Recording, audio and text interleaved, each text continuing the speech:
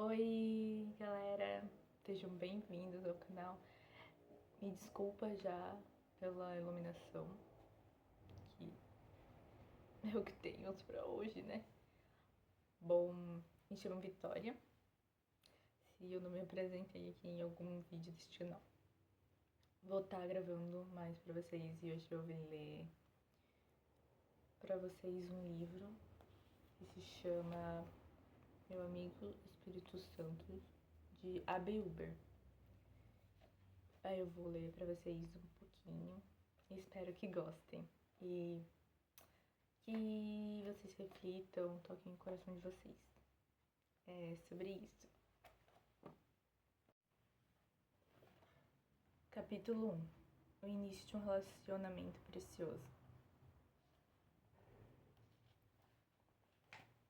Eu não sei se você sabia, mas o Espírito Santo é uma pessoa, assim como nosso Senhor Jesus. E Deus Pai. Ele também é alguém com quem podemos nos relacionar intimamente. O Espírito é tão real e acessível quanto um ser humano, de carne e osso.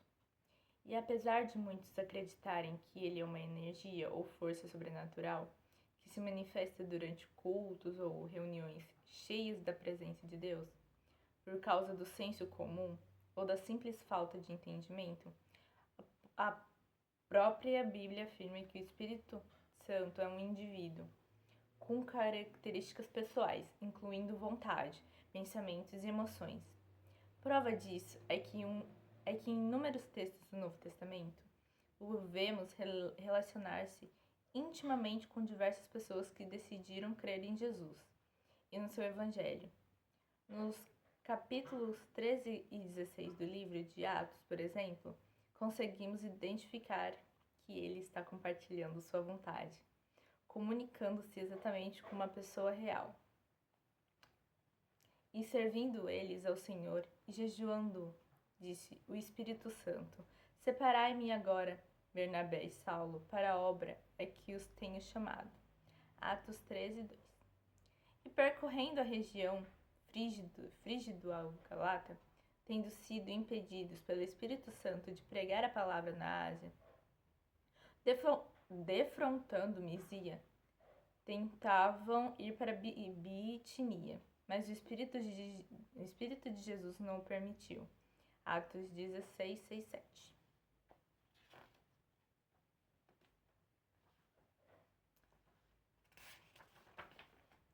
Além disso, em Coríntios 2, 10, 11, podemos ver que o Deus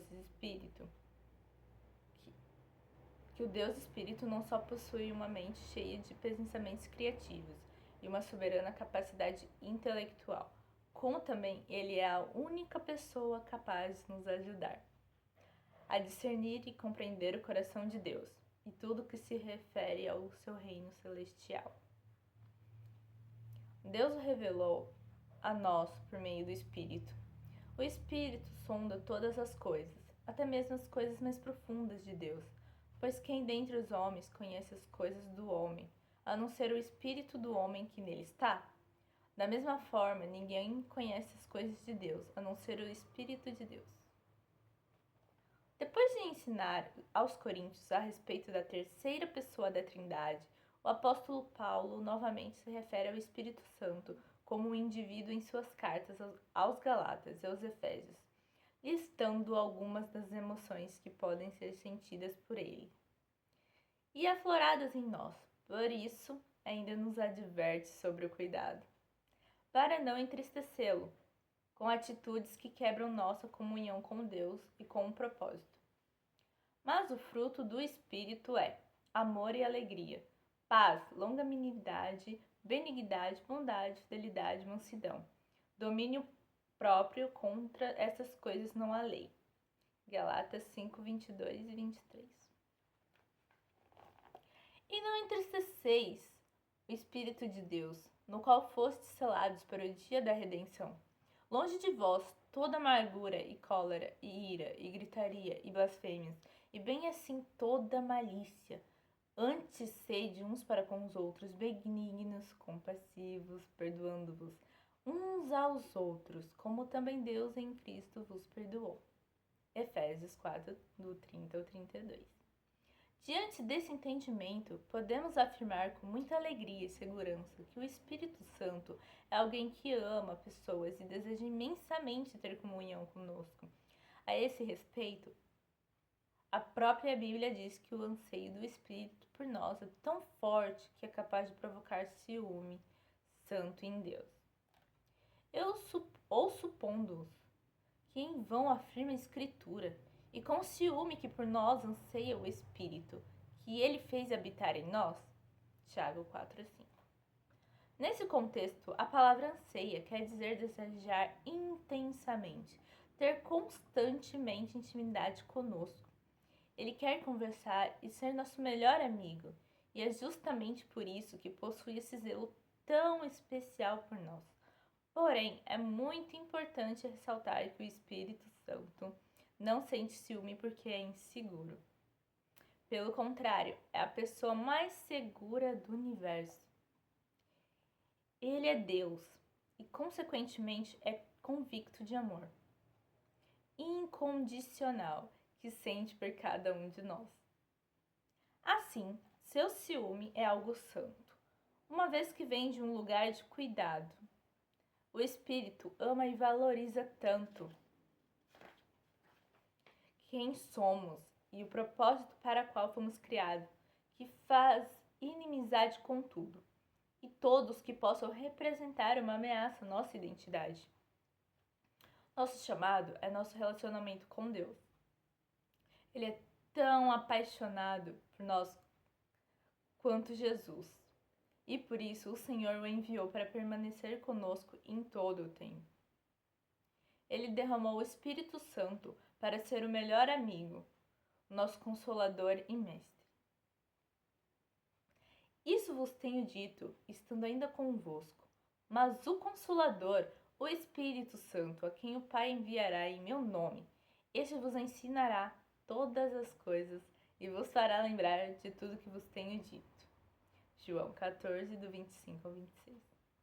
Quando, porém, vier o Consolador, que eu vos enviarei, da parte do Pai, o Espírito de verdade, que dele procede, esse dará o testemunho de mim.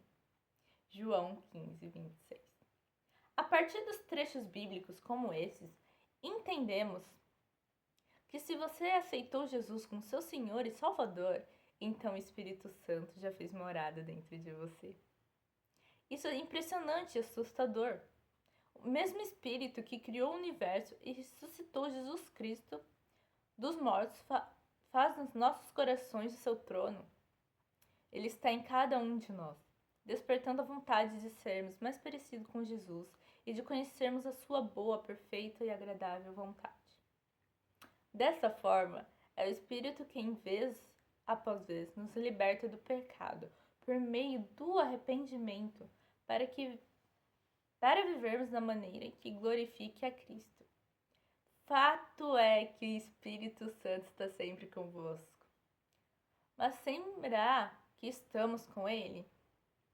Será que temos vivido conscientes de que Ele nos acompanha o tempo todo? Sempre disposto a ajudar no que for preciso? Estamos tomando nossas decisões levando em consideração a vontade, os pensamentos e emoções dessa pessoa que tanto nos ama e deseja nos proteger? Quando ignoramos a comunhão com o Espírito, nós o entristecemos, pois ao fazermos isso, não damos a abertura necessária para Ele, que nos transforme e liberte de pecados que nos conduzem à morte. Isso significa que quanto mais o permitimos atuar em nossas vidas, mais a mudança acontece pelo seu poder, por ser Deus, o Espírito Santo e onipotente, onisciente e onipresente, ou seja, é capaz de resolver todos os nossos problemas em um estalar de dedos. No entanto, ele não o faz, porque jamais forçaria uma transformação sem nosso consentimento, uma vez que respeita o nosso livre-arbítrio.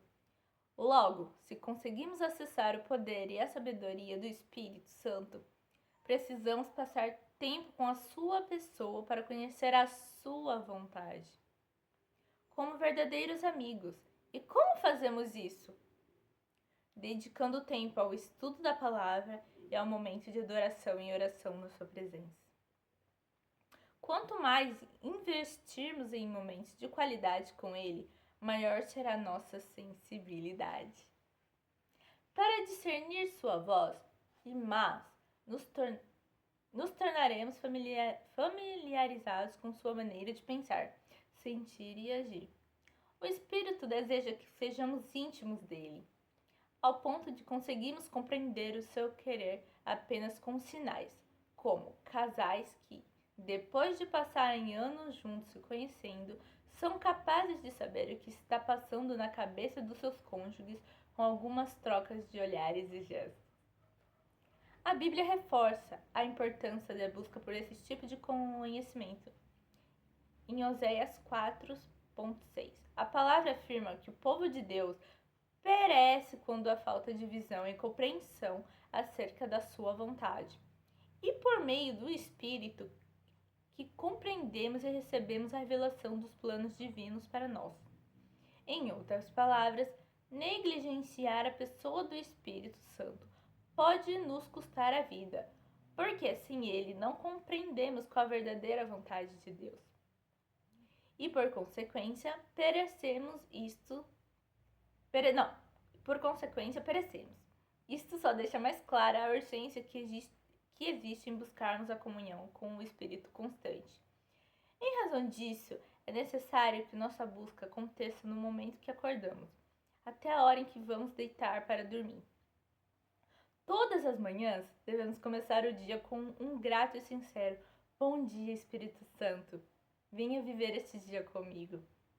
Este simples ato pode por si só já demonstrar que reconhecemos a presença de Deus e desejamos em nossa rotina. Antes mesmo de levantarmos para fazer café, pegar o celular para conferir as mensagens ou abrirmos o jornal, precisamos dobrar nossos joelhos em reverência para agradecer ao Senhor pelo dia e convidá-lo a estar conosco, revelando sua vontade.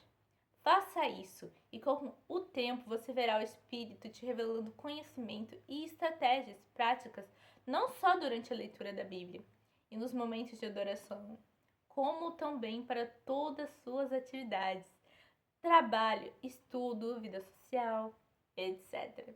Diante disso, jamais perca a chance de declarar que o Espírito Santo tem liberdade para fazer parte do seu expediente. Peça a Ele que o enche de espírito, sabedoria e criatividade, como ser excelente em tudo o que fizer, de forma que o seu trabalho seja uma expressão de adoração ao Senhor. Onde quer que você esteja, ore para o Espírito Santo lhe mostrar como servir, edificar, consolar e encorajar as pessoas à sua volta. Deixe que Ele te ensine como amar o próximo e colocar em prática tudo aquilo que aprendemos conhecendo a Deus e a sua palavra. Quanto mais você incluir o Espírito Santo no seu presente, mais o perceberá, moldando o seu futuro. Você verá sua vida avançando com um embalo sobrenatural. Algo que não vem por força nem violência, mas sim pelo Espírito do Senhor. Como está escrito em Zacarias 4:6.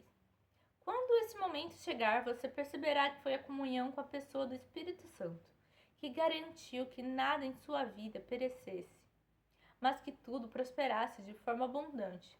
O segredo para saber como alcançar o melhor de Deus em todas as áreas de nossa vida é jamais negligenciar a comunhão com o nosso conselheiro, além de trazer muitos benefícios para a nossa vida, prática e verdade, e que não há nada mais delicioso do que cultivar a intimidade com o Espírito no dia a dia. É possível eu ver isso quando entendo que algo que eu gosto muito, estar com a minha esposa, passar tempo e fazer atividades com ela. Mas há uma pessoa que desperta mais ainda meu desejo de estar perto, o Espírito Santo. Depois que eu comecei a aprender a ter mais intimidade com ele, não sei mais o que é me sentir sozinho. Não existe mais a ideia de solidão. Posso estar longe de qualquer pessoa, viajando sem minha família, em lugares em que não conheço ninguém, mas possuo a paz de ter alguém que está aqui, sempre comigo, fazendo morada em meu coração. Esse nível de comunhão não é só para pastores ou líderes, porque não tem nada a ver com cargos. Conheço muitas pessoas extraordinárias que não ocupam nenhuma posição de destaque e têm intimidade com o Espírito que alguns pastores. Sendo assim, esse tipo de relacionamento é para todos que entregam suas vidas para Jesus e que no momento da vossa conversão que tudo começa. E o nosso nascimento é a primeira experiência imprescritível para podermos desenvolver uma amizade com o Espírito de Deus. Pode parecer impossível, mas há muitas pessoas que denominam cristãs, mas não são nascidas de novo e, por consequência, não conseguem construir um relacionamento com o Espírito. A Bíblia diz que quem não tem o novo nascimento não está selado com o Espírito Santo, nem pode entrar no reino dos céus. Portanto, é importante ressaltar que, se não há conversão, o Espírito Santo não pode fazer morada em nós. Mas como funciona esse novo nascimento? De acordo com a palavra de Deus, em Romanos 10:9, ele se dá exclusivamente quando confessamos com nossa boca que Jesus é o nosso Senhor e Salvador, crendo que ele ressuscitou dos mortos por nós e para a glória de Deus. Logo, a partir do momento que tomamos essa atitude, podemos receber o Espírito do Senhor.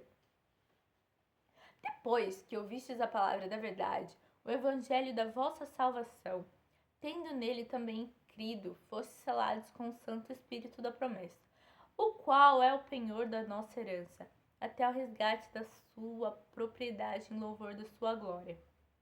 Efésios 1, do 13 ao 14. Em suma, se você quiser nascer de novo, ser verdadeiramente recriado e receber o Espírito Santo, precisa entregar o comando da sua vida a Jesus. E crer em seu coração e confessar que Deus o ressuscitou dentre os mortos para nos livrar dos castigos que merecíamos e, em vez disso, nos dar a vida eterna, se não fizermos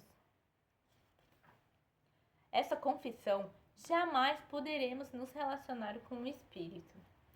Sempre que falo sobre este assunto, recordo de uma experiência muito interessante, que eu e minha esposa tivemos muitos anos atrás, com uma jovem que teve a atitude de confessar Jesus como seu Senhor e Salvador. Porém, seu coração não tinha tomado a decisão de entregar de fato a sua vida a Ele. Nós só descobrimos essa situação porque a irmã mais velha dessa moça nos disse, em particular, que suspeitava que a decisão da irmã mais nova não tinha sido algo consciente. Quando fomos conversar com ela, questionamos que realmente ela tinha rendido toda a sua vida a Cristo. Para nossa surpresa, ela respondeu, honestamente, não, eu só fui lá na frente e pedi oração, mas não estava realmente entregando a minha vida a Jesus. Aquilo nos deixou extremamente surpresos. Nos fez questionar sobre a quantidade de pessoas que lotavam os cultos das igrejas, mas não eram realmente salvas no coração, e muito menos desenvolviam uma vida de intimidade com o Espírito. Infelizmente, talvez essas pessoas tenham uma surpresa muito desagradável quando chegarem ao final de suas vidas ou quando Jesus voltar, pois a Bíblia fala que quem não nascer de novo não entrará no reino. Isso é muito grave. Mas a boa notícia sobre essa jovem é que, depois de explicarmos o plano de salvação e perguntarmos se ela queria dessa vez entregar sua vida a Jesus conscientemente do que estava fazendo, ela concordou. A moça pediu a oração e hoje, anos depois, transformou-se em uma grande mulher de Deus, que foi batizada no Espírito Santo e tem sido uma bênção na vida de muitos na cidade de Santarém, no Pará. Tudo isso começou porque ela entendeu a importância de reconhecer Cristo em seu coração, não só confessá-lo da boca para fora. Sem esse passo inicial, é impossível ter comunhão com o Espírito, porque só o conhecemos através de Jesus. Ao tomar uma decisão pública de coração e entregar a sua vida totalmente a Cristo, tudo muda.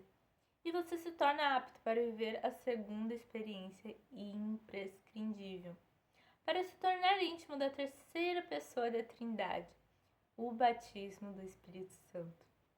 O batismo com o Espírito Santo é uma promessa bíblica para todo aquele que nasce de novo. É um revestimento da própria pessoa de Deus que nos confere dons, poder, transformação de caráter e sensibilidade à vontade divina.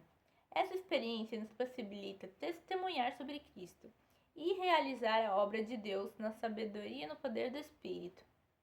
Para receber essa promessa, é preciso crer e buscar em oração, como fizeram os apóstolos, que permaneceram esperando pelo Espírito Santo vir sobre eles até o dia de Pentecostes. Então, naquele momento, foram encharcados e revestidos pela sua presença. Ao cumprir-se o dia de Pentecostes, estavam todos reunidos no mesmo lugar. De repente, veio do céu um som como de vento impetuoso e encheu toda a casa. Onde estavam assentados apareceram distribuídas entre eles línguas como de fogo, e pousou uma sobre cada um deles. Todos ficaram cheios do Espírito e passaram a falar em outras línguas, segundo o Espírito que lhes concedia que falassem. Bom, amigos, eu vou terminando por aqui. Eu espero que vocês fiquem com essa palavra, e se vocês quiserem que eu continue com o áudio desse livro, eu venho continuar para vocês. Bom, e é isso. Espero que vocês gostem do vídeo. E deixem nos comentários, se inscrevam no canal, que eu estarei voltando para terminar este livro maravilhoso para vocês. Beijinhos!